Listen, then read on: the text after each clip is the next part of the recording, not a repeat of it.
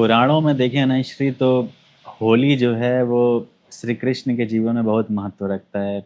जो वृंदावन की होली है, आज भी उसका लोग बहुत उसके लोग मतलब वेट करते हैं कि कब होली आए। और पहले ऐसा भी कहा जाता है कि जो विष्णु जी हैं, शंकर जी हैं, उस होली के साक्षी होने की प्रतीक्षा भी करते हैं।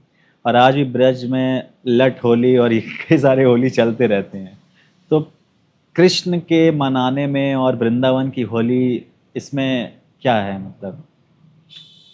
इसमें देखिए क्या है ना कि भारतीय जनमानस में हमने श्री कृष्ण को पूर्ण अवतार कहा। उसका मतलब था कि वो अपडेटेड वर्जन थे। उनके साथ नई नई संभावनाएं जुड़ी, जीवन की पूर्णताएं जुड़ी।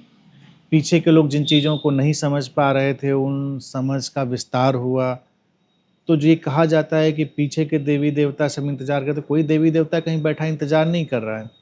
लेकिन क्या होता है कि जब कुछ सुंदर घटता है तो हम उसको काव्यात्मक रूप से ऐसे कह सकते हैं जैसे अतीत इसको देखना चाहता, जैसे अतीत में जो नहीं हुआ था अतीत इसको रिविजिट करना चाहता। तो ये घटना है।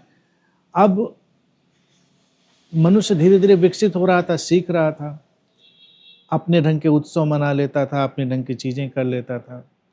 श्री कृष्ण के साथ ही देखा जाए हमने प्रेम को जोड़ा, प्रेम के साहस को, प्रेम के खुलेपन को जोड़ा। और फिर उन्हीं के साथ हम होली को ले आए, रंगों का उत्सव। जीवन के सारे रंग जब आए तो जब पूर्णता आती है तो अपने साथ महोत्सव लाती है। तो श्री कृष्ण के जीवन में हमने इसलिए महोत्सव को जोड़ा, तो होली को जोड़ दिया हमने कि होली आएगी, सहजता आएगी।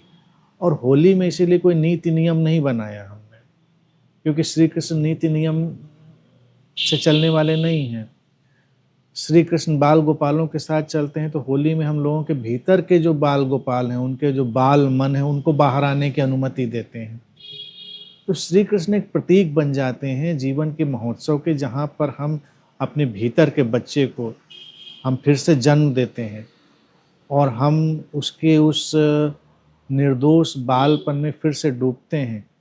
और सबसे बड़ा रंग तो प्रेम का रंग है जो श्री कृष्ण के पास है, तो वो चलता है। उस प्रतीक के चलते हुए ये सब श्री कृष्ण के साथ हमने जोड़ा, क्योंकि वो अपडेटेड वर्जन था। महोत्सव मनाना, उत्सव मनाना एक लग्जरियस स्टेट है, एक हायर स्टेट है।